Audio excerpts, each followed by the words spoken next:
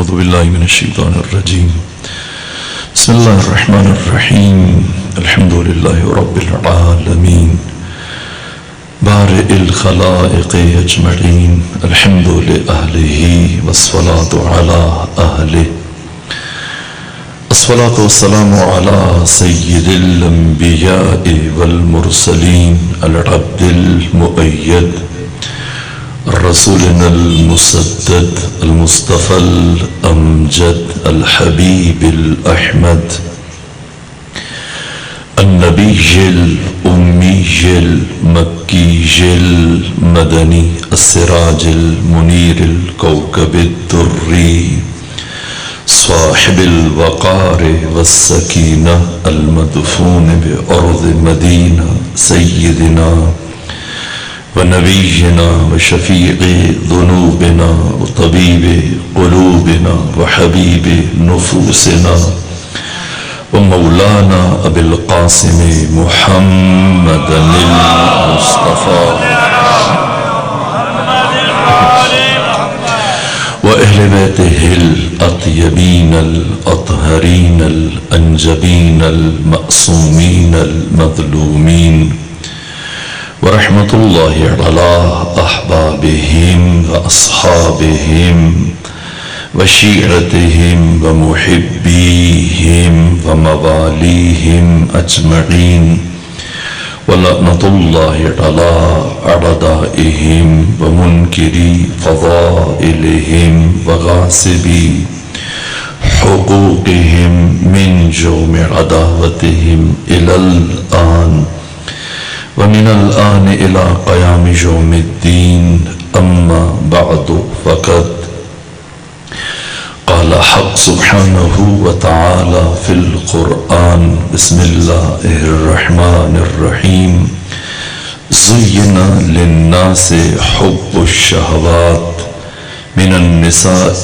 والبنين والقناطير المقنطرة من الذهب والفضة والخيل المسومة والأنعام والحرث ذلك متاع الحياة الدنيا والله عنده حسن المآب صلوات جی خاندان فاطمہ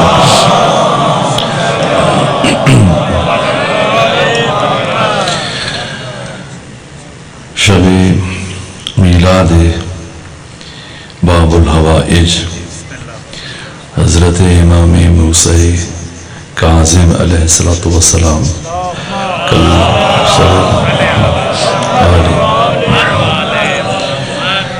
ابھی جب میں حاضر ہو رہا تھا تو عزیزان نے خواہش کی کہ میں چونکہ آقا کی شب میلاد ہے تو اس حوالے سے کچھ گفتگو کروں اور ایک جوان نے یہ سوال کیا کہ حضرت امام علی زین العابدین علیہ السلام کو کیوں شہید نہیں کیا گیا؟ یہ جو لفظ ہم استعمال کرتے ہیں بیمار کربلا ایک مجازی تعبیر ہے، حقیقتاً مجاہد کربلا، محافظ کربلا اور پیغامبر کربلا امام سجاد آپ اپنی حیات طیبہ میں دوبارہ اس طرح کبھی بیمار نہیں ہوئے، صرف چند دن کے لیے آپ کی بیماری جو شروع ہوئی شب عاشور تو یہ 13 محرم تک چلی ہے۔ اس کی حکمت یہ تھی کہ روز عاشور جب آپ چمڑے کے بستر پر غشی کیفیت میں تھے اور شمر ابن ذیلجوشن، شوس ابن ربعی، عمر بن حجاج زبیدی اور حجار بن ابجر یہ اشقیاء امام کے قتل کے ارادے سے آگے بڑھے۔ ثانیہ زہرا سامنے آ کر کھڑی ہوئی، لیکن کہنا ہم کسی ایک مرد کو بھی زندہ نہیں چھوڑیں گے۔ اور کیفیت یہ تھی کہ حضرت اس وقت بالکل غشی کیفیت میں تھے، بمشکل سانس لے رہے تھے۔ تو جب دیکھا کہ شمر ابن ذیلجوشن مکمل ارادہ کر چکا ہے امام کی شمع حیات کو گل کرنے کا، تو ثانیہ زہرا نے عمر ابن سعد کو خطاب کیا، اے سعد ابن ابی وقاص کے بیٹے، کیا تم اس بیمار کو بھی مار ڈالو گے؟ جس کے بعد آگے بڑھ کر جب عمر ابن سعد نے امام کی کیفیت دیکھی تو سب کو روک دیا، منع کیا، پیچھے ہٹ جاؤ۔ اور شمر ابن ذیلجوشن بادل ناخواستہ پیچھے ہٹا، نہ چاہتے ہوئے، اور عمر ابن سعد کے کہنے پر پیچھے ہٹا۔ تو یہ بیماری مشیت پروردگار تھی سلسلہ امامت کو جاری رکھنے کے لیے۔ اس کے بعد پھر امام باقی زندگی میں کبھی 1 سال اپنے قید میں گزارا، لیکن بیماری کیفیت نہیں تھی۔ 34 سال آپ نے مدینے گزارے، لیکن کبھی بیمار نہیں پڑے۔ یہ 4 سے 5 دن آپ کی بیماری۔ اور دوسرا مقام بھی بہت مشکل تھا، عبید اللہ ابن زیاد ابن مرجانہ، یہ جب امام کو دیکھا تو کہا کہ تمام خواتین کے درمیان یہ ایک مرد، یہ کون ہے؟ بتایا میرا نام علی اور میں حسین کا بیٹا۔ تو کہا کہ علی کو تو اللہ نے کربلا میں قتل نہیں کر دیا تھا؟ فرمایا نا، وہ میرے چھوٹے بھائی علی اکبر تھے، اور انہیں اللہ نے قتل نہیں کیا، لوگوں نے قتل کیا، اور اللہ نے ان کا قبض روح کیا۔ اور یہ آیت پڑھی کہ اللہ یتوفی الانفس حین موتہا، کہنا اللہ نے قتل کیا؟ امام نے فرمایا نا، ہرگز اللہ نے قتل نہیں کیا۔ کبھی بھی تم مجھ سے زبان لڑانے کی حیثیت رکھتا ہے؟ اتنی ہمت ہے کہ مجھ سے بحث کر سکو؟ فوراً سے اس نے اپنے سپاہیوں کو حکم دیا کہ امام کو قتل کیا جائے۔ جب وہ آگے بڑھے تو ثانیہ زہرا دوبارہ یہ مرحلہ تھا، گورنر ہاؤس میں دارالامارہ میں عبید اللہ ابن زیاد کے سپاہیوں کے سامنے آ کر رکی کہ اگر انہیں قتل کرنا تو پہلے مجھے قتل کرو۔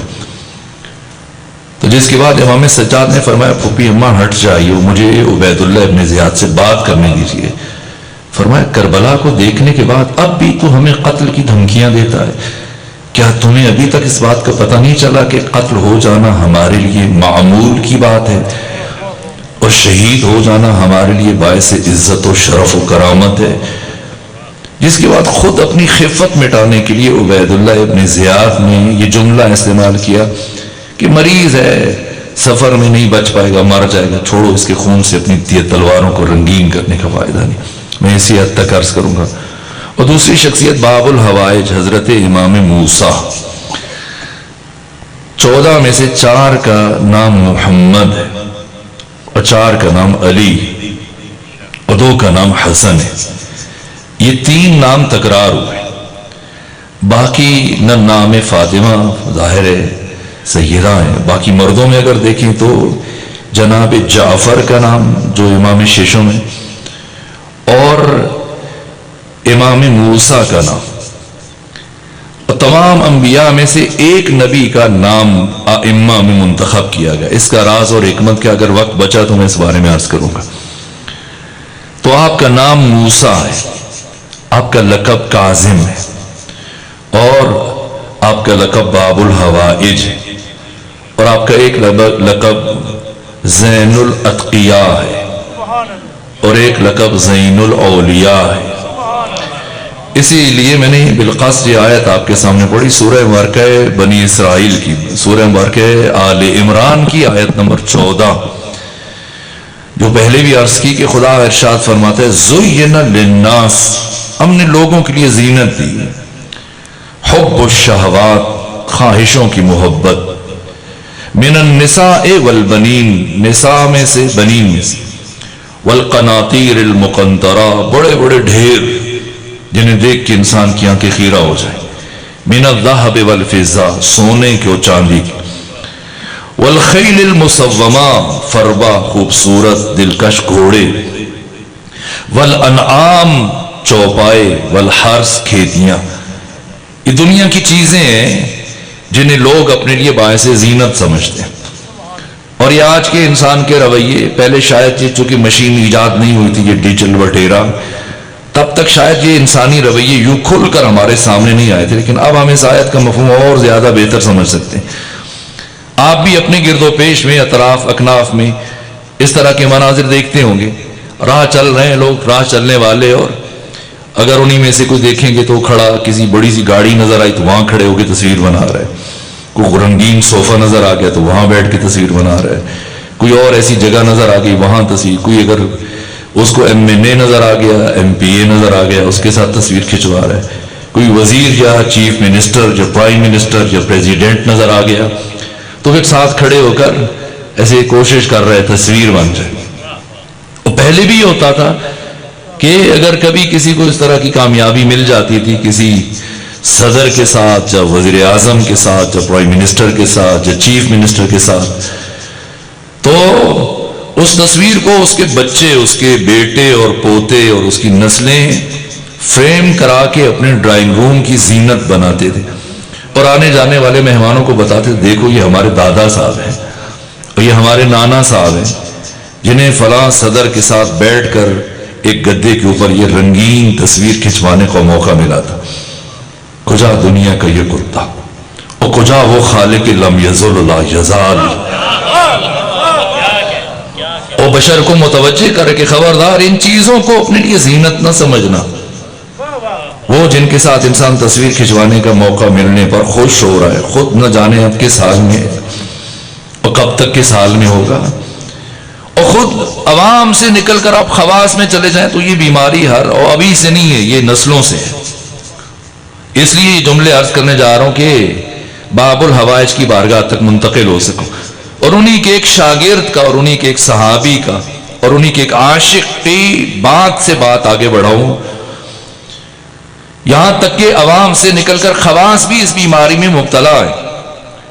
اگر آپ سلاطین میں سے دیکھیں، خلفائے بنو امیہ جنہوں نے 92 سال حکومت کی، اور خلفائے بنو عباس جنہوں نے 524 سال حکومت کی، تو سیرت نگار، محققین اور مورخین کے مطابق سب سے زیادہ مضبوط حکومت ہارون الرشید کی تھی، جس نے 136 ہجری سے لے کر 158 ہجری تک 22 سال حکومت کی، 3 بر اعظموں میں، اور اتنی فتوحات ہوئی اور اس کی حکومت مستحکم، اور بڑی ہیکل تھی اس کا، بہت قد کاٹ تھا، جسامت تھی، قوی الجثہ تھا، بہت تنومند تھا، خوبصورت تھا، وجیح تھا۔ اور ایک مرتبہ اس نے اپنے لیے ایک بہترین پوشاک تیار کروائی، ایک خلعت تیار کروائی جو سونے اور چاندی کے تاروں سے بنی ہوئی تھی، اور پھر اس میں قیمتی ترین موتی دیے درزی کو، خیاط کو، کہ یہ بھی ان میں جڑ دو، بہت قیمتی موتی اپنے خزانے سے۔ اور جب وہ خلعت تیار ہو کے آئی تو یہ اس نے پہنی اپنے جسم کے اوپر، اور پھر آئینے کے سامنے کھڑے ہو، اور اسے بار بار اتنا اچھا لگ رہا تھا اپنا آپ کی، یہ پھر دوبارہ جا کے آئینے کے سامنے کھڑے ہو تو خود کو آراستہ کرتا، اپنی خلعت کو، اپنی پوشاک کو، پھر بیٹھتا، پھر اٹھ کے چلا جاتا۔ ہوتا ہے، امیر المومنین فرماتے ہیں کہ جب انسان خود پسندی میں مبتلا ہو جائے اور اسے اپنا آپ اچھا لگنے لگ جائے تو یہ بہت جلد دوسروں کو ناپسند ہو جاتا ہے۔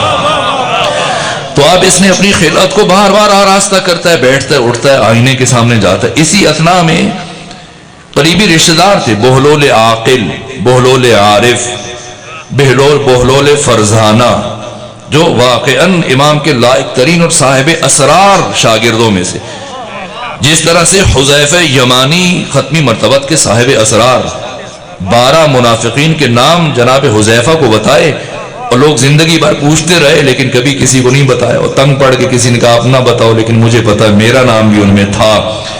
کہ بے شک تم اندازے لگا لو لیکن مجھے اجازت نہیں ہے کہ میں رسول اسلام کا راز فاش کروں۔ اور لوگ پہچانتے تھے اسی سے کس کے جنازے میں حذیفہ جا رہے ہیں، کس کے جنازے میں نہیں جا رہے۔ صحابہ اور منافق کے درمیان حد فاصل بن چکے تھے جناب حذیفہ یمانی۔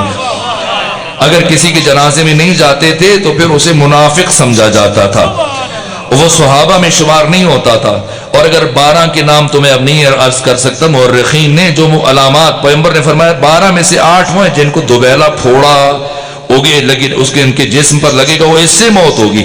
تو ان 12 میں سے ایک کا اگر میں اشارہ کروں، جب امام حسن مجتبیٰ شام گئے اور کوئی ان سے بحث کر رہا تھا، الجھ رہا تھا، تو فرمایا تو وہی نہیں ہے کہ جس کا باپ ان 12 منافقین میں سے ایک تھا جن کے نام میرے نانا محمد مصطفیٰ نے حذیفہ کو بتلائے تھے؟ تو اسی طرح سے باقی آئمہ کیا، جس طرح سے ابو حمزہ حمالی امام سجاد کے صاحب اسرار اصحاب میں سے، اسی طرح سے بہلول، دنیا بہلول کو دیوانہ کہتی ہے لیکن بہلول عارف تھے، صاحب اسرار تھے۔ تو یہ رشتہ دار بھی تھے ہارون الرشید کے، اور خود امام کے حکم سے انہوں نے جنون اختیار کیا۔ 3 افراد تھے، صحابی تھے، تینوں کو الگ الگ حکم دیا امام کاظم نے، جان بچانے کے لیے مبادا قتل کر دیے جاتے۔ تو فقیہ تھے، وہ صاحب اسرار تھے، وہ مفسر قرآن تھے اور عظیم محدث تھے۔ یہ بہلول عارف تو آئے اس کے دربار میں، آ کے بیٹھے، اور یہ اسی دھن میں مست تھا ہارون الرشید۔ تو کہا کہ بہلول، اگر یہ سوال آیا ہے، اچھا لگتا ہے انسان اپنے آپ کو تو پھر ایسی باتیں بھی سوچتی ہیں، کہ بہلول اگر آپ سے پوچھا جائے کہ میری قیمت لگاؤ تو تمہارے خیال میں میری کیا قیمت ہوگی؟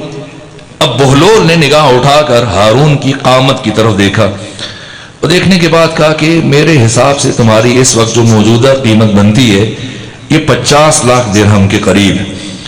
یہ سنا تو ہارون ہنسنے لگا، کہ پہلے مجھے کبھی شک ہوتا تھا کہ تم پاگل ہو، احمق ہو، دیوانے ہو، یا جان بوجھ کے ایسا کرتے ہو، لیکن آج تمہاری بات سننے کے بعد مجھے سچ میں یقین ہو گیا کہ تو سچ میں پاگل ہے، کہ پاگل ہی ایسی بات کر سکتا ہے۔ تمہیں اندازہ ہے کہ یہ جو تو قیمت بتا رہی یہ تو صرف اس خلعت کی ہے جسے میں نے پہنا ہوا ہے۔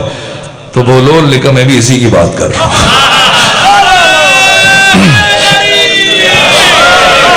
میں بھی اسی کی بات کر رہا ہوں، ورنہ اس کو اگر ہٹا دیا جائے تو پھر تمہاری کیا حیثیت رہ جاتی ہے، تمہاری کیا قیمت بچ جاتی ہے۔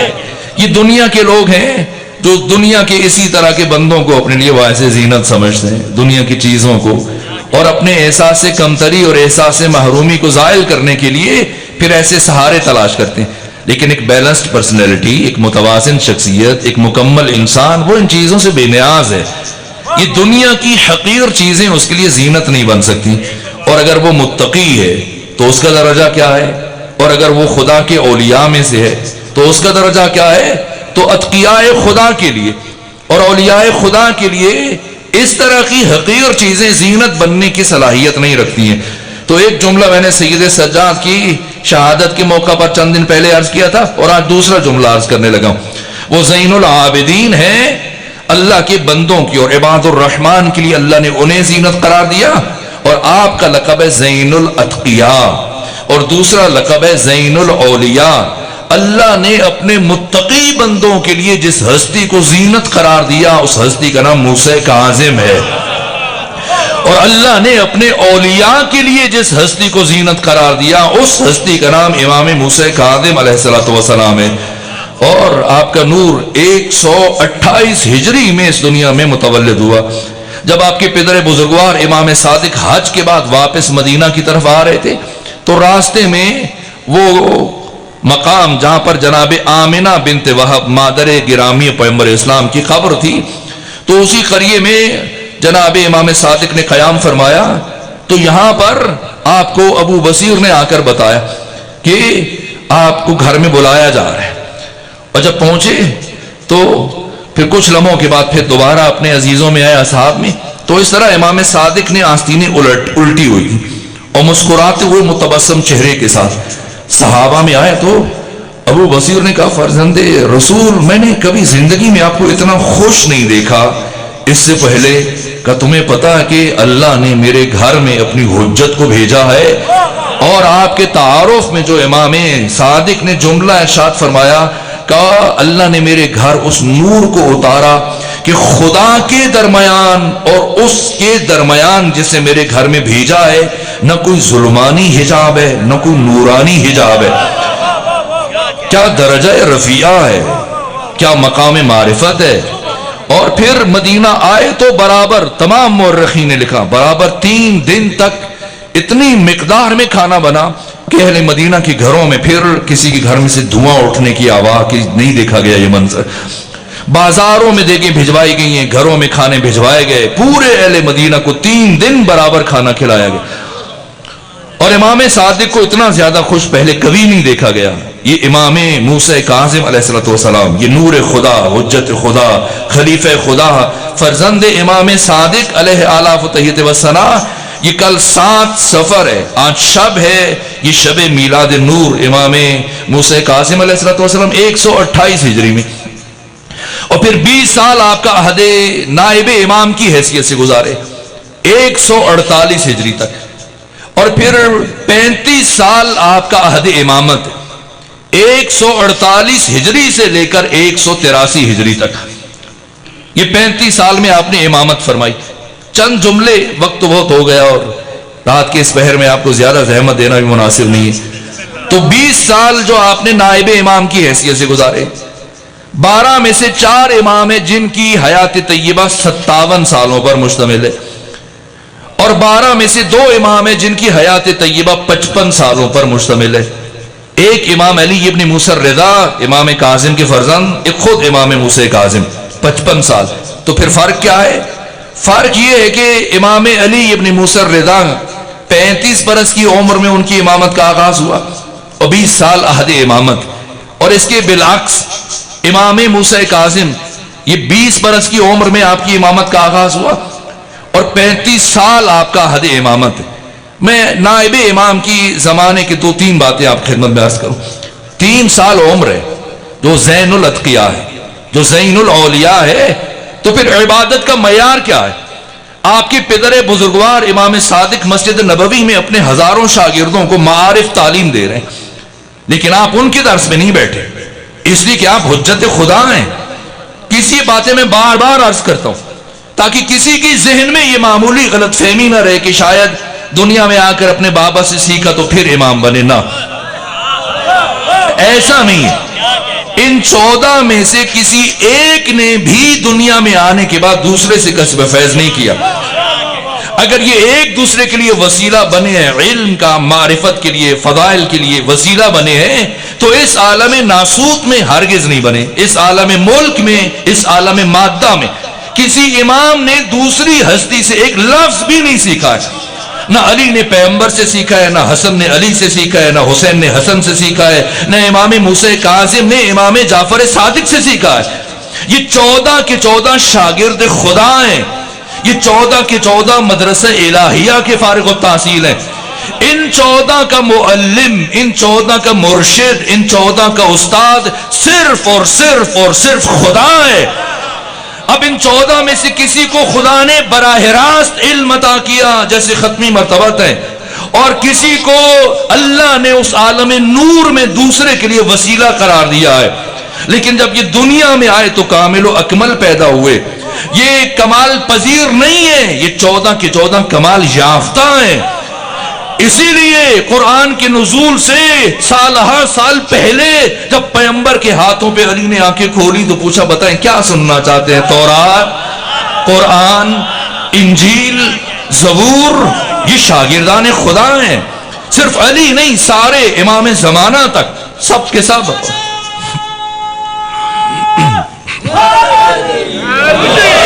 اس لیے کبھی کسی نے نہیں دیکھا کہ آپ اپنے پدر بزرگوار کے درس میں بیٹھیں اور وہاں پہ سیکھیں، نہیں، جنہوں نے سیکھنا ہے وہ سیکھ رہے ہیں، اور آپ بیٹھے ہیں اور دروازے کے قریب، اور ایک بکری کا بچہ ہے اس کے ساتھ۔ اب اتفاق سے میرے سامنے بھی بچے بیٹھے ہیں، تو بکری کا بچہ لیے اور مسجد نبی کے دروازے قریب، تو اب درس تمام ہوا، اور صفوان جمال یہ امام صادق کے 4000 شاگردوں میں سے ایک شاگرد ہے اور معتمد صحابی، تو پوچھنے لگ گئے فرزند رسول بتائیں آپ کے جانشین کون ہیں، آپ کے نائب کون ہیں، اور آپ کے بعد امامت الہیہ کیسے منتقل ہوگی؟ فرمایا وہ بچہ جو مسجد نبوی کے دروازے قریب بیٹھا ہوا، دیکھا کہ وہ بکری کے بچے وہ پکڑے ہوئے ہیں، تو کہا کہ آپ نے تو فرمایا تھا کہ امام لہو و لعب سے منزہ ہوتا ہے، کھیل کود سے اور دنیا کی ان چیزوں سے، لیکن وہ تو کھیل میں مصروف ہے۔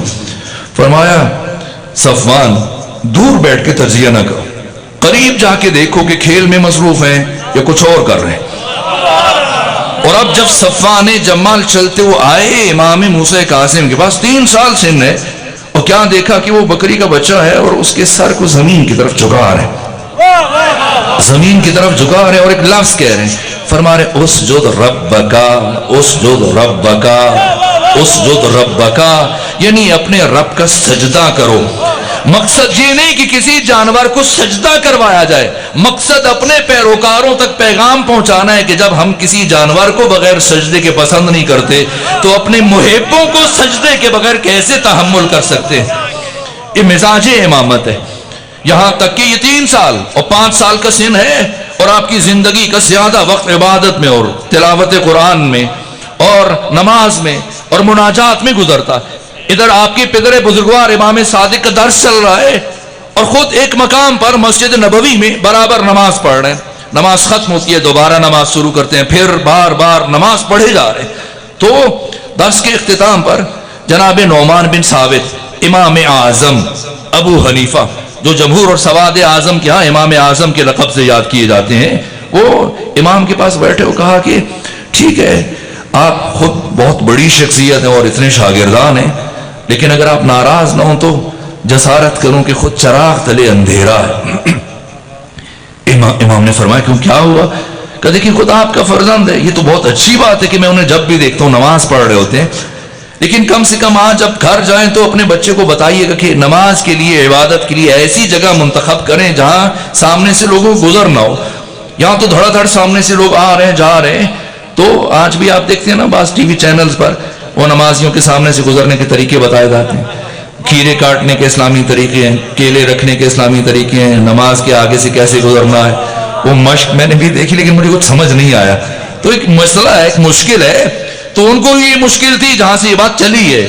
جناب نعمان بن ثابت تو کہا کہ دیکھیں انہوں نے کیسی جگہ نماز کے لیے منتخب کی ہے کہ لوگ سامنے سے آ رہے ہیں جا رہے ہیں گزر رہے ہیں، تو کم سے کم آج جب گھر تشریف لے جائیں تو اپنے فرزند کو یہ سکھائیے گا کہ ایسی جگہ نماز پڑھیں جہاں خلوت اور آگے سے کوئی گزرے نہیں، تاکہ ان کا خشوع و خضوع متاثر نہ ہو، نماز میں توجہ برقرار رہے۔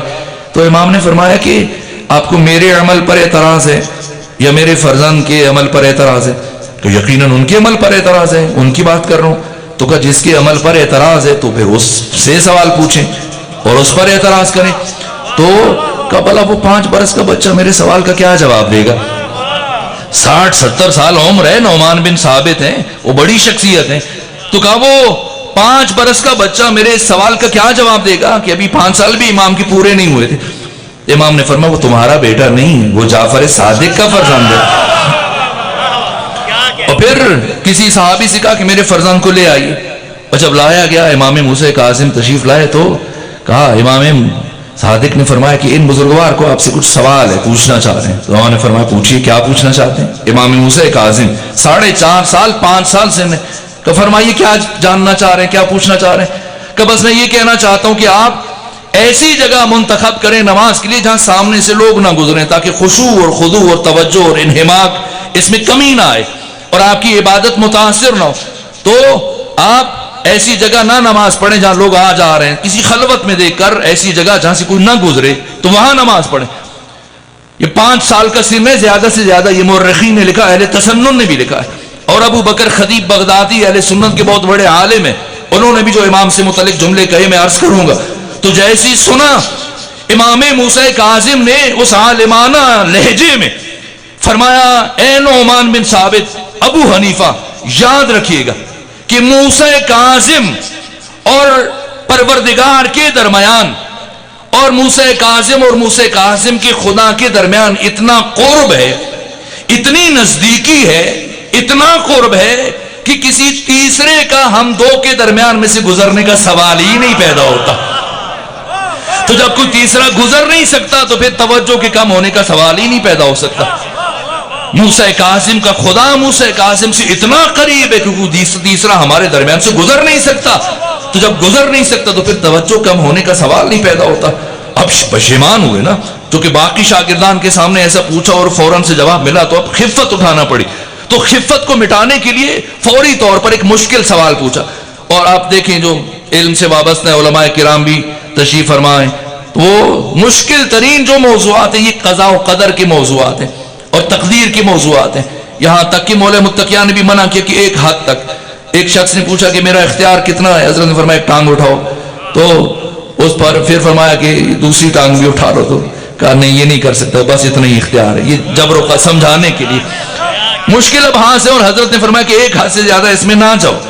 تو اس نے بھی سوچ کر کے کہ کوئی فقہی مسئلہ پوچھا تو شاید جواب دے لے، تو وہ بات کروں کہ جواب نہ دے سکیں. کب بتائیں کہ انسان اپنے فعل کا فاعل خود ہوتا ہے یا اس کے فعل کا فاعل خدا ہے؟ یہ عقیدہ بنو امیہ سے منتقل کیا گیا اسلام میں. بنو امیہ کے حکمرانوں کے کرتوتوں کو چھپانے کے لیے یہ کھڑا گیا ملاؤں کی طرف سے، مفتیوں کی طرف سے، کہ خیر ہی و شر ہی من اللہ تعالی، کہ جو بھی خیر ہے اور شر ہے یہ خدا کی طرف سے. خدا کرتا ہے، بندہ تو اعلی کار ہے. تو یہ عقیدہ اسی طرح سے اس کو مزید ہر زمانے میں تقویت دی گئی. حکمرانوں نے اپنے جرم چھپانے کے لیے ایسے عقائد گھڑوائے. نہ هل اتى على الانسان حين من الدهر لم يكن شيئا مذكورا انا هديناه السبيل اما شاكرا واما كفورا. خدا فرماتے ہیں نہ، بس میرا کام اتنا تھا کہ میں نے تمہیں دو راستوں کی ہدایت کر دی. تمہاری مرضی شاکر بن جاؤ، تمہاری مرضی کافر بن جاؤ. نہ خیر ہی و شر ہی من اللہ تعالی. اور کبھی کبھی ہمارے ہاں بھی ایسے لفظ سنے جاتے بس یہ اللہ کی مرضی، بس خدا کی مرضی ہے. نہیں، ایسے نہیں ہے. میرے گناہ کی یار اب تو سادگی تو دیکھ، اپنی خطا کو تیری رضا کہہ گیا ہوں میں. کہ انسان کام خود کرے اور اس کام کی وجہ بھی خود بن رہا ہے اور بعد میں خدا کی طرف نسبت دے دے. ہاں، بہت سارے کام ایسے ہیں جن کی وجہ انسان خود بنتا ہے. کبھی انسان اللہ آزمانے کے لیے انسان کو فقر میں مبتلا کرتا ہے، تنگ دستی کا شکار کرتا ہے. کبھی انسان کا خود عمل وہ کام ایسے کرتا ہے. معصومین نے بتائیں وہ 14 کام ہے جو انسان اختیار کرتا ہے اس کی وجہ سے تنگ دست ہو جاتا ہے، فقیر ہو جاتا ہے. اور ہر چیز کے علل و اسباب بیان کی. اب وہ میرا موضوع نہیں ہے. تو کہا کہ بتائیے کہ انسان اپنے فعل کا فاعل خود ہے یا اس کے فعل کا فاعل خدا ہے؟ سوال پوچھا تو جواب دیں. کیا حکیمانہ انداز اختیار کیا. فرمایا سنیں ابو حنیفہ، انسان کے عمل کی 3 صورتیں. پہلی صورت اس کے فعل کا فاعل خدا ہے اور وہ محض اعلی کار ہے. اور دوسری صورت یہ ہے کہ فاعل خدا بھی ہے، بندہ بھی ہے. اور تیسری صورت یہ ہے کہ انسان کے فعل کا فاعل خود انسان ہے. چوتھی صورت کوئی بھی فرض نہیں کی جا سکتی. اگر فاعل خدا ہو اور قیامت کے دن پروردگار حساب کے بعد سزا بندے کو دے دے اور اسے جہنم میں بھیج دے، یہ خلاف عدل الہی ہے. اور اگر فاعل اللہ بھی ہے اور بندہ بھی ہے تو قیامت کے دن پروردگار بندے کو تو سزا دے، خود کو بچا لے، یہ بھی خلاف عدل الہی ہے. لا محالہ ایک ہی صورت بچ جاتی ہے کہ انسان اپنے ہر فعل کا فاعل خدا ہے. ہر فعل کا فاعل خود ہے، خدا نے اسے صرف اختیار دیا ہے. اب کرنا ہے یا نہیں کرنا اس کا اپنا اختیار ہے، ورنہ تو جزا و سزا اور حساب و کتاب کا تصور ختم ہو جائے. یہ امام نائب امام کی حیثیت سے اٹی ہوئی ہیں کتابیں، واقعات. اب اس وقت بہت تیزی سے گزر رہا ہے. 35 سال جو آپ کا عہد امامت ہے. سب سے پہلے منصور دوانقی 136 ہجری سے اس کی حکومت شروع ہوئی اور 158 ہجری تک 22 سال اس نے حکومت کی. اور ان 22 سالوں میں سے آخری 10 سال امام موسیٰ کاظم کے ہاتھ میں اور پہلے 12 سال امام صادق کے ہاتھ میں. اور اس کے بعد پھر محمد مہدی آیا اور اس نے 11 سال حکومت کی 169 تک. اور پھر ہادی آیا، اس نے 169 سے لے کر 170 تک 1 سال حکومت کی. اور اس کے بعد پھر ہارون الرشید آیا جس نے 170 ہجری سے لے کر پھر 183 ہجری تک مسلسل حکومت کی. اس کی بعد بھی حکومت کی، لیکن اس عرصے میں یہ امام کی امامت کا زمانہ ہے اور یہی قاتل ہے امام کا. اب میں منصور دوانقی کے واقعات کی طرف اشارہ نہیں کر رہا کہ وقت نہیں بچا. اور محمد ہادی کا رویہ کیا تھا امام کے ساتھ، اور مہدی اور ہادی نے کیا کیا، اور ان 3 خلیفوں نے کیا کیا، یہ اب اس کے لیے بالکل گنجائش نہیں. چند جملے صرف ہارون الرشید کے. ہارون الرشید جب حج کے لیے مکہ آیا تو دوران طواف دیکھا کہ اتنی جذابیت ہے کہ لوگ بڑھتے چلے جا رہے ہیں امام موسیٰ کاظم کی طرف, اور یہ بادشاہ وقت ہونے کے باوجود کوئی اس کی طرف نہیں دیکھ رہا ہے. جو بھی بڑھتا ہے وہ امام موسیٰ کاظم سے جا کے دعا کی التماس کر رہا ہے, کوئی آپ کے ہاتھ کے بوسے لے رہا ہے, کوئی آپ کے لیے راستہ چھوڑ رہا ہے. لیکن 3 بر اعظموں کا حکمران ہونے کے باوجود ہارون کی وہ حیثیت نہیں ہے. یہاں تک ایک مرتبہ یہ غصے سے جھلایا اور دوران طواف چلتا ہوا امام موسیٰ کاظم کے سامنے آ کر کھڑا ہو گیا کہ اے موسیٰ کاظم, میں نے سنا ہے کہ آپ لوگوں سے مخفی طور پر اپنے لیے بیعت لے رہے ہیں, خود کو خلیفہ بنانا چاہ رہے ہیں. کمال جرأت سے جواب دیا, فرمایا ہارون تو مخفی بیعت کی بات کر رہا ہے, مجھے علنی بیعت سے کس نے روکا ہے؟ اگر میں لینا چاہوں تو مجھے علنی بیعت سے کس نے روکا ہے؟ کہا آپ کو یہ حق کس نے دیا؟ امام نے فرمایا ہمارا حق چھینا کس نے ہے؟ کہا میرے ایک سوال کا بھی آپ جواب دیں, اور اگر آپ نے میرے سوال کا جواب نہ دیا تو میں یہی خانہ کعبہ کے اندر اپنے سپاہیوں کو حکم دوں گا کہ آپ کا سر تن سے جدا کر دیں. جیسے ہی اس نے یہ دھمکی دی تو اس کا مشیر آگے بڑھا, اس کا خادم خاص ہارون کا, اور ہارون کے سامنے ہاتھ جوڑے کہ نہیں یہاں پر قتل نہ کیجیے گا, آپ میری خاطر اور میری خدمات کا خاطر یہاں پر موسیٰ کاظم کو معاف کر دیں. یہ اس کی گفتگو سنی تو امام کے چہرے پر تبسم آیا, جسے دیکھ کر مزید جھلایا کہ میں جس کے قتل کی باتیں کر رہا ہوں وہ مسکرا رہا ہے, تبسم کر رہا ہے. تو ایک مرتبہ مشیر حیران ہو کے کہتا ہے کہ موسیٰ کاظم ہم آپ کے قتل کی باتیں کر رہے ہیں, میں آپ کے لیے سفارش کر رہا ہوں اور آپ آگے سے مسکرا رہے ہیں, کیوں مسکرا رہے ہیں؟ امام فرما رہے ہیں میں یہ سوچ کر کے مسکرا رہا ہوں کہ بادشاہ اور حکمران وہ بڑا احمق ہے یا وہ بڑا احمق ہے جو میرے لیے سفارش کر رہا ہے. کہ میں نہیں سمجھا اب کیا کہنا چاہتا, کہ وہ بڑا احمق ہے جو میرے یقینی قتل کو اپنی سفارش کے ذریعے سے, یقینی موت کو اپنی سفارش کے ذریعے ٹالنا چاہتا ہے, یا وہ بڑا احمق ہے کہ جو میری موت کے وقت پہنچنے سے پہلے مجھے قتل کی دھمکیاں دے رہا ہے.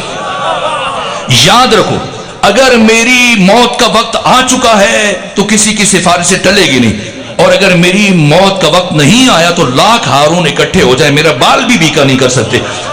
اور اس کے بعد امام دوبارہ طواف میں مشغول ہو گئے اور ہارون کو جرأت نہیں ہوئی کہ دوبارہ آگے بڑھے, یہاں تک کہ امام حج مکمل کرنے کے بعد مدینے تشریف لے کر گئے.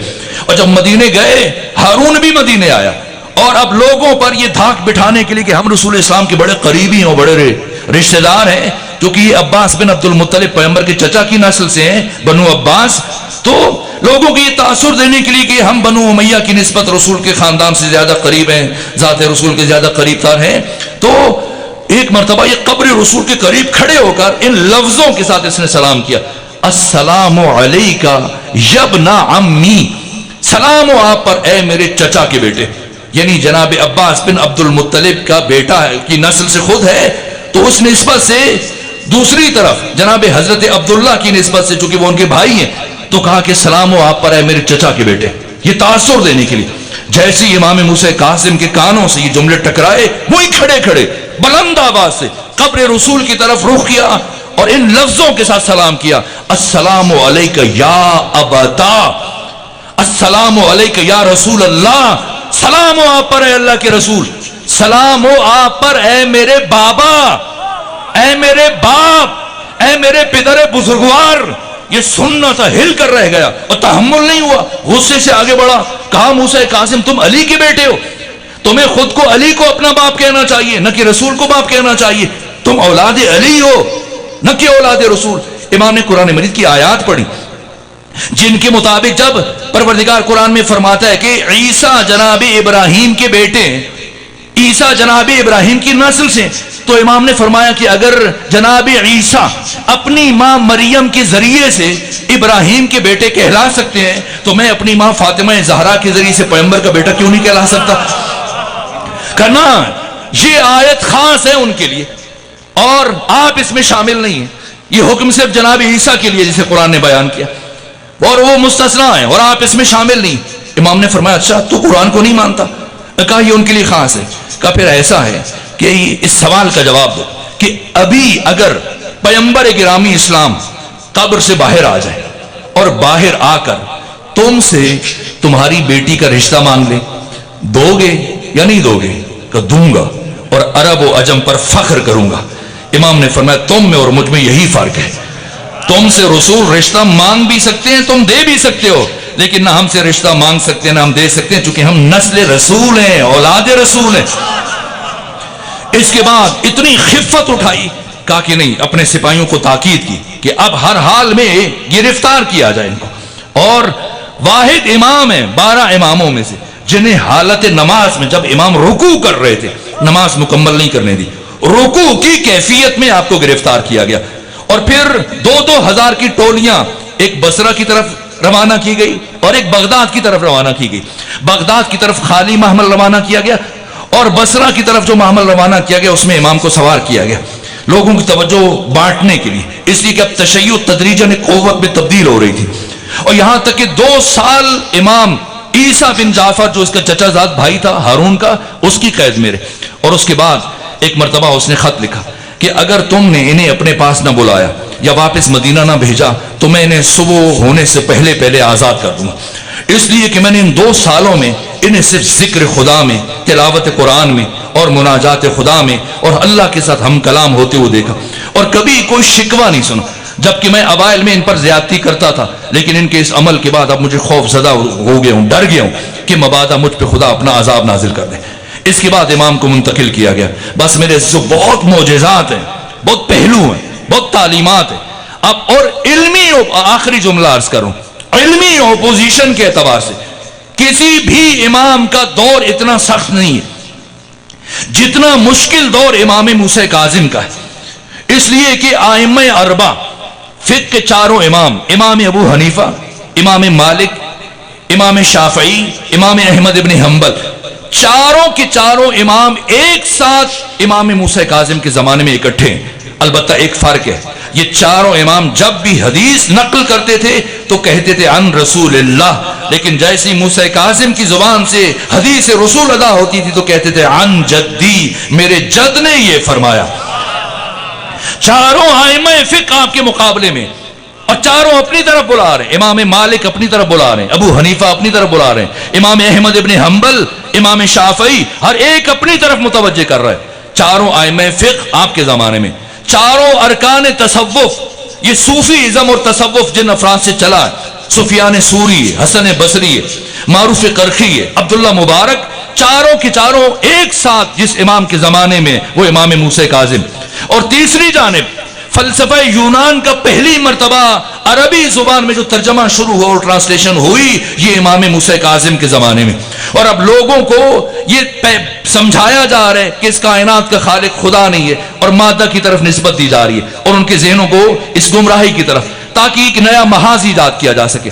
اور چوتھی طرف بنو عباس کے ظالم ترین حکمران ہیں، اور ان چاروں طبقات کا مقابلہ کرنا ہے وہ بھی زندان میں رہتے ہوئے، اور اتنا بلند کردار ہے، اتنا بلند کردار ہے، یہاں تک کہ ابن حجر ہیثمی المکی، امام کعبہ، صاحب سوائق محرقہ، جو تشیع کے خلاف کتاب لکھی انہوں نے، ابن حجر ہیثمی المکی نے سوائق، سائقہ کہتے ہیں آسمانی بجلی، جب وہ پڑتی ہے تو زمین کی تہ تک اس کا اثر جاتا ہے، اور سوائق جمع ہے، اور محرقہ جلانے والی، جلا کر راکھ کر دینے والی بجلیاں، لیکن وہ بھی مجبور ہوئے اور یہ جملہ لکھا، کہا کہ لوگ امام جعفر صادق کی شہادت کے بعد چیمیں گوئیاں کر رہے تھے اور سوچ رہے تھے کہ یہ اتنا بڑا مکتب اور اتنی بڑی یونیورسٹی امام صادق کی شہادت کے ساتھ ہمیشہ کے لیے ختم ہو جائے گی، اور آپ کے بعد یہ سلسلہ آگے نہیں بڑھ پائے گا۔ لیکن آپ کے 20 سالہ فرزند موسیٰ کاظم نے نہ صرف یہ کہ اپنے بابا کی چھوڑی ہوئی یونیورسٹی کے سلسلے کو رکنے نہیں دیا، بلکہ اپنے عمل و کردار اور اپنی عبادت سے اس کو 4 چاند لگا دیے، یہاں تک کہ دوست دشمن آپ کو کاظم کے لقب سے بلاتے تھے۔ اتنا بلند اخلاق تھا۔ بڑی بڑی باتیں ہیں، بڑے واقعات ہیں، لیکن گریز کر رہا ہوں اور ایک واقعہ، اور اسی بھی گفتگو سمیٹ رہا ہوں اور بات ختم کر رہا ہوں، یہاں تک کہ امام کا علم، امام کی معرفت، امام کی شجاعت، اور ایک مجبور ہوا ایک مرتبہ ہارون، کہا کہ اچھا کسی طرح تو راضی ہو جائیے، اگر کہیں میں آپ کو فدق دے دیتا ہوں، اگر فدق واپس کر دوں تو کیا آپ مجھ سے راضی ہو جائیں گے؟ امام نے فرمایا ہاں، ایک صورت میں، اگر تم فدق کو پوری حدود کے ساتھ مجھے واپس کرو تو ٹھیک ہے، پھر میں تمہیں معاف کر سکتا ہوں۔ کہا کیا ہے حدود فدق کی؟ امام نے فرمایا پہلی حد فدق کی عدن ہے، دوسری سمرقند ہے، تیسری ہندوستان ہے، چوتھی بحیر احمر ہے۔ جیسے جیسے امام نام لیتے رہے ایک مرتبہ ہل کر رہ گیا، اس کے چہرے کا رنگ بدل رہا ہے۔ کہا اچھا اس کا مطلب یہ کہ ساری کی ساری حکومت اٹھا کے آپ کو دے دوں؟ امام نے فرمایا کیا تو یہ سمجھتا ہے کہ میری دادی فاطمہ زہرا چند کھجوروں کے درختوں کے لیے گئی تھی دربار میں؟ کہا نہیں یہ ممکن نہیں ہے۔ اور پھر امام کو زندان میں منتقل کیا۔ کثیر ترین فرد ہے سندی بن شاہق، زندان بان بدلتے رہے لیکن وہ کثیر ترین فرد جس نے اتنی اذیتیں دی، 14 سال برابر، 16 سال قید ہے، 14 سال سندی بن شاہق کی قید میں رہے امام۔ اور کیا ظلم ہے، اس کے باوجود تنگ و تاریک دیواریں زندان کی، اور ان تنگ و تاریک دیواروں سے آپ کے کردار کی روشنی چھن چھن کر پوری اسلامی دنیا میں پھیل رہی، یہاں تک کہ ہارون رشید کے وزیر، اس کے مشیر، اس کے قریبی، اس کے سپہ سالار امام کے عمل سے، کردار سے، سیرت سے یوں متاثر ہیں کہ ہر ایک تھوڑی عرصے میں آپ کا فریفتہ ہو جاتا ہے، عاشق ہو جاتا ہے، محب بن جاتا ہے۔ جب یہ سلسلہ دیکھا تو اس نے کہا اسے روکنے کے لیے کوئی مجھے تدبیر کرنی پڑے گی۔ میں نے 20 واقعات چھوڑے لیکن یہ ایک واقعہ اتنا خوبصورت ہے کہ اسے میں جی چاہتا کہ بیان کروں اور پھر مجلس کو اختتام تک لے جاؤں۔ یہاں تک کہ اس نے سوچا کیا کروں کہ میں دلوں سے موسیٰ کاظم کی محبت کو محو کرنے میں کامیاب ہو جاؤں، کیونکہ اسے مسلسل اپنی بے بذاتی کا احساس ستا رہا تھا کہ گویا میں تو لکڑی کے تخت پر بیٹھ کر لوگوں کے جسموں پر حکومت کر رہا ہوں، اگر اسلامی دنیا میں کسی ہستی کی دلوں پر حکومت ہے تو وہ موسیٰ کاظم ہے۔ تو سوچا کیا کروں، مشورے لیے، اور فضل ابن ربیع نے، اس کے وزیر نے مشورہ دیا ایک تدبیر ہے، اگر یہ کر سکو تو یقیناً تم دلوں سے ان کی محبت ہمیشہ کے لیے محو کر دو گے، اگر تم ان کو کسی طرح سے ان کے کردار پر حملہ کر سکو۔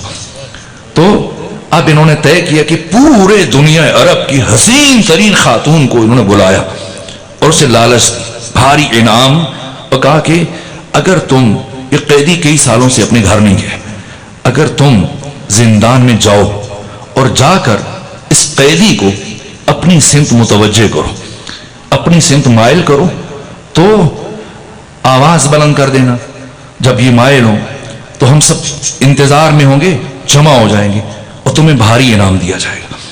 اور بالفرض اگر یہ تم ان کو اپنی سمت متوجہ کرنے میں کامیاب نہ ہو سکو تب بھی تم شور مچا دینا اور ہم آ جائیں گے، اور تم خود کو اس طرح سے اپنے کپڑے تار تار کر دینا اور کہنا کہ یہ مجھ پر دست درازی کر رہے تھے، تو بس پھر وہ جو وعدہ ہے تمہارے ساتھ انعام کا اسے پورا کر دیا جائے گا۔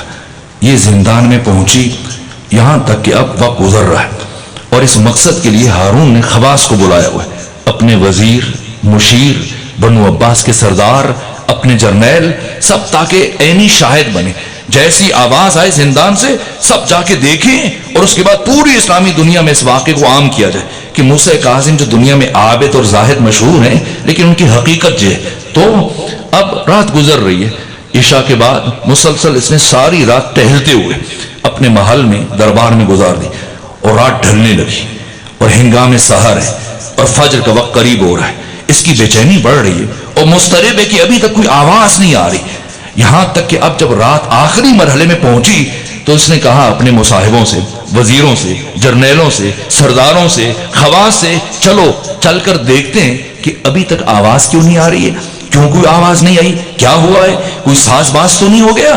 اور جب پہنچے تو کیا عالم دیکھا، کیا منظر دیکھا ہارون الرشید نے، اس کے ساتھیوں نے، کہ امام کا سر سجدے میں ہے اور سبوح قدوس رب الملائکۃ والروح کی آواز جاری ہے، اور جس خاتون کو گمراہ کرنے کے لیے بھیجا تھا ساتھ میں اس کا سر بھی سجدے میں، اور اس کی زبان سے بھی یہی ذکر جاری ہے، سبوح قدوس رب الملائکۃ والروح۔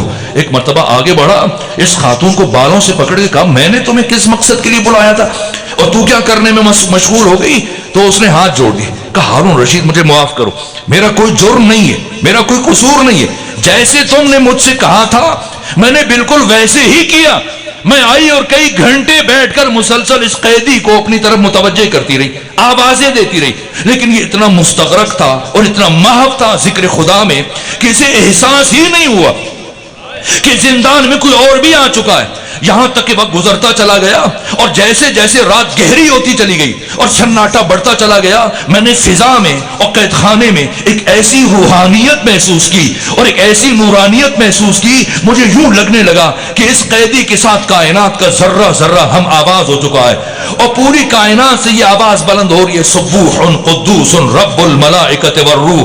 اور پھر میں نے وہ منظر دیکھا، گویا زمین سے لے کے آسمان تک ایک ایسا نور متصل ہو رہا ہے اور ملائکہ خدا کا نزول ہو رہا ہے۔ اب فضا میں اتنی نورانیت تھی، اتنی قداست تھی، اتنی روحانیت تھی، اتنی نورانیت تھی کہ بے ساختہ غیر ارادی طور پر، لاشعوری طور پر میرا سر بھی سجدے میں چلا گیا اور میری زبان سے بھی یہی ذکر جاری ہو گیا، سبوح قدوس رب الملائکۃ والروح۔ ایک مرتبہ ایک جملہ عرض کروں میرے عزیزو، قرآن مجید میں 25 نبیوں کا ذکر ہے اور سب سے زیادہ ذکر تو جناب موسیٰ کلیم کا ہے، لیکن ایک ساتھ نہیں، ایک ساتھ جس نبی کا ذکر ہے وہ جناب یوسف علیہ وعلا نبینا علیہ تحیت و ثنا، اور 100 سے زیادہ آیتیں اتاری پروردگار نے، اور اس داستان کو پروردگار نے قرآن مجید کی سب سے بہترین داستان قرار دیا، احسن القصص کا ہے۔ اور جناب یوسف کو اللہ نے قرآن میں جوانوں کے لیے آئیڈیل قرار دیا کہ جب زلیخا نے 7 دروازے بند کر دیے، قالت ہی تلک قالت ہی تلک، اس طرح سے جذباتی ہو کر وہ یوسف کی طرف بڑھ رہی تھی اور 7 دروازے بند تھے۔ اس مشکل ترین مرحلے میں یوسف نے اپنے کردار کو بچایا، خود کو داغدار نہیں ہونے دیا، تو اللہ نے قرآن میں تمجید کی، تعریف کی اور انسانوں کو یہ حکم دیا کہ تم بھی یوسف کے کردار کو اپناؤ۔ یہ یوسف ہیں اور یہ یوسف کا کمال ہے اور یہ یوسف کے کمال کی انتہا ہے۔ اسی لیے میں نے کبھی عرض کیا تھا کہ عصمت کلیہ مشکک ہے، کلیہ متواتی نہیں ہے، کلیہ متواتی جس کے مصادیق میں وحدت پائی جائے۔ جیسے مثلا میرے کپڑے سیاہ ہیں اور آپ نے بھی سیاہ پہنے ہیں اور انہوں نے بھی سیاہ پہنے، سیاہی میں سب برابر ہے، لیکن جس طرح سے یہ روشنی ہے، اب یہ مختلف روشنیاں اطراف میں، لیکن ان روشنیوں میں یکسانیت نہیں ہے، شدت و ضعف پایا جاتا ہے۔ جیسے آپ کے کپڑے اگر سفید ہیں، دوسرے کے کم سفید ہیں، کسی کے اور زیادہ سفید ہیں، تو یہ شدت و ضعف، جہاں مصادیق میں فرق ہو، اسے کلیہ مشکک کہا جاتا ہے۔ عصمت یعنی معصوم ہونا، یہ کلیہ متواتی نہیں ہے، کلیہ مشکک ہے۔ یہ کسی ذہن میں غلط فہمی نہ رہے، اگر ہم کہتے ہیں 1,24,000 نبی معصوم ہیں، اس کا مطلب یہ نہیں کہ سارے عصمت میں برابر ہیں، نہ۔ اگر ہم کہتے ہیں کہ 14 معصومین ہیں، 12 امام معصوم ہیں، تو اس کا مطلب یہ نہیں کہ انبیاء اور ان کی عصمت برابری کی منزل پہ، نہ۔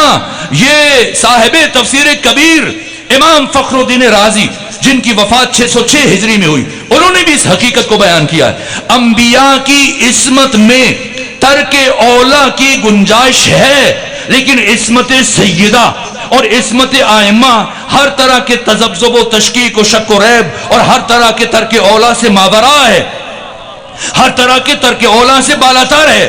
وہ یوسف ہے اور یوسف کی عصمت ہے اور یوسف کی عصمت کی حدیں ہیں کہ جناب یوسف اس مشکل ترین وقت میں خود کو بچا رہے ہیں، اپنے کردار کو بچایا ہے، خود کو محفوظ رکھا، لیکن یوسف کے کردار اور یوسف کی عصمت کی حد انتہا یہاں تک ہے کہ یوسف نے خود کو بچا لیا لیکن اس کو ہدایت نہ دے سکے جو گمراہ کرنے کے لیے آئی تھی۔ اور یہ فخر یوسف موسیٰ کاظم ہے، موسیٰ کاظم ہے کہ جو خود گمراہ ہونا تو بہت دور کی بات ہے، جو گمراہ کرنے کے لیے آئی تھی اس کا سر بھی سجدے میں اور اس کی زبان سے۔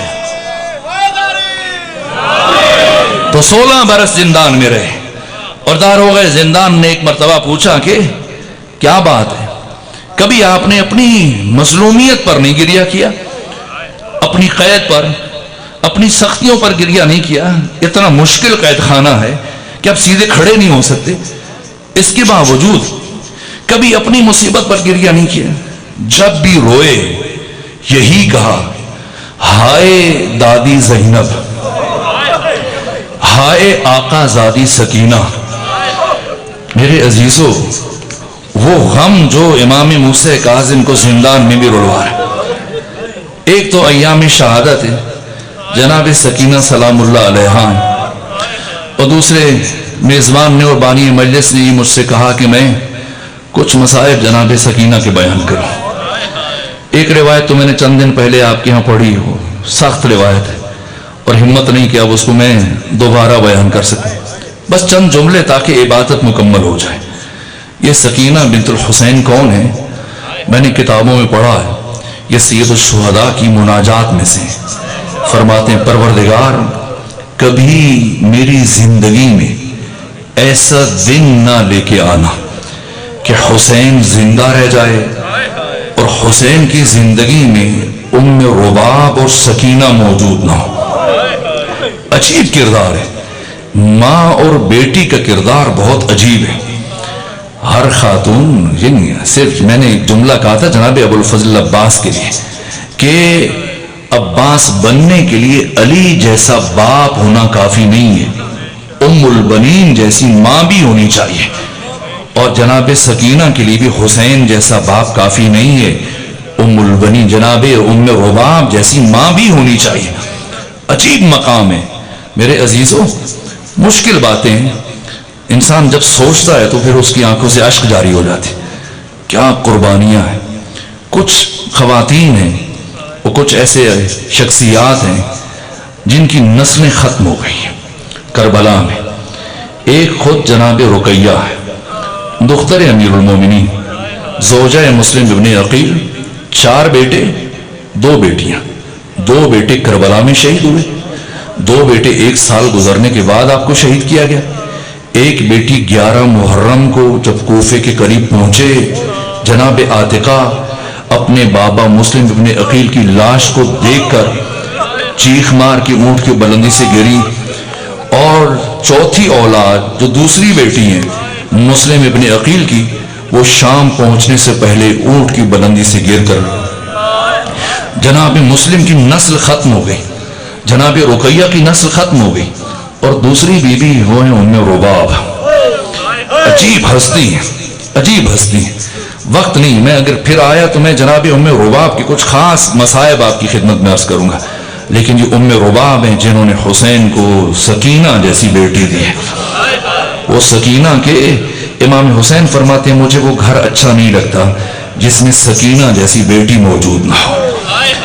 اس طرح اپنے سینے کا تعویذ بنا کے رکھا اور عاقلانہ محبتوں سے پروان چڑھایا۔ بس روز عاشور جب آقا بیویوں سے رخصت ہو رہے تھے تو تمام بیویوں سے یہ جملہ کہا، یا زینب و یا ام کلثوم و یا سکینۃ و یا رباب و یا جاریۃ امی فدہ علیکن من السلام۔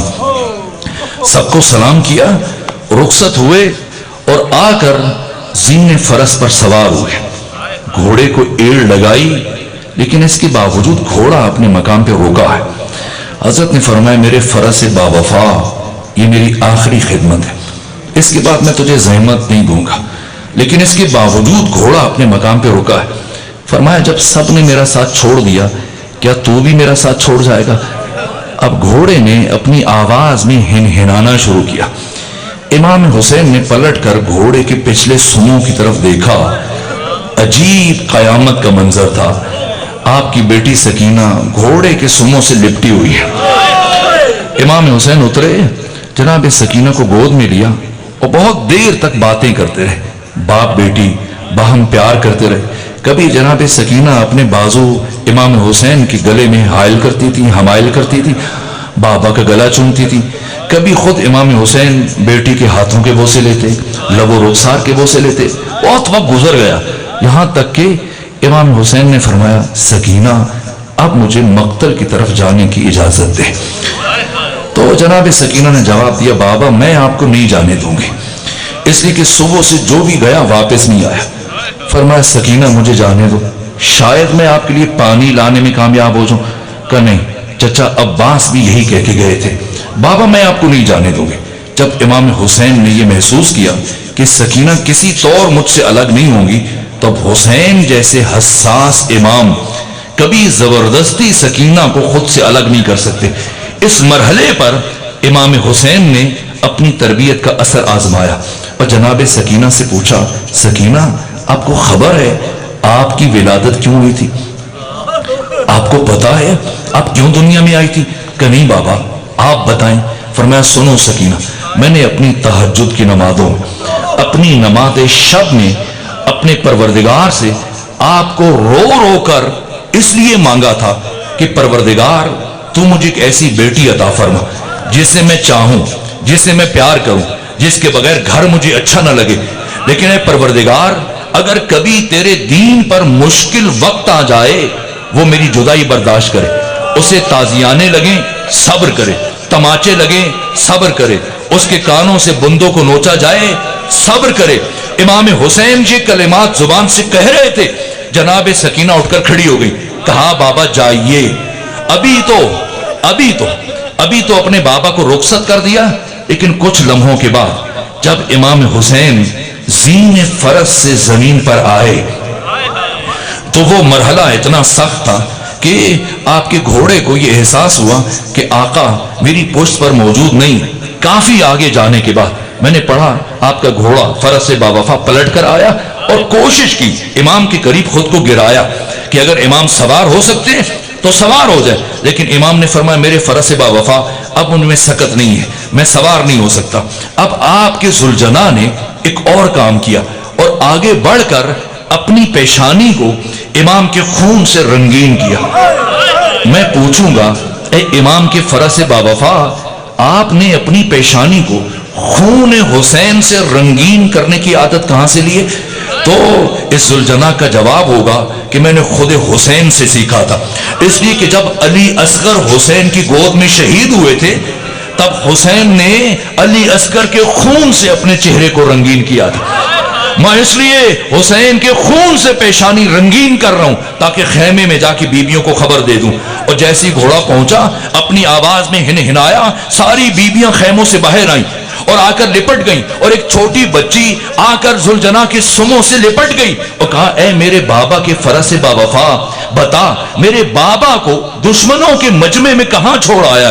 یہاں تک کہ میرے عزیزوں میں بہت مختصر کر رہا ہوں اور ایک ہی جملہ عرض کروں گا، یہ وہ مرحلہ تھا جب جناب ثانی زہرا زینب بنت علی خیمے سے دما دما چلی اور اس مقام پر پہنچی جسے آج تلہ زینبیہ کہا جاتا ہے، اور اس مقام پر پہنچ کر وہ سارا منظر مشاہدہ کر رہی ہیں، اور جناب سکینہ دوڑی دوڑی اپنی پھوپھی زینب کے ہمراہ پہنچی ہے اور اب نگاہیں اس نشیب پر ٹکی ہوئی ہیں جہاں پر زخموں سے چور حسین ابن علی اپنی شمشیر کے قبضے پر اپنی پیشانی ٹیکے ہوئے بیٹھے ہیں۔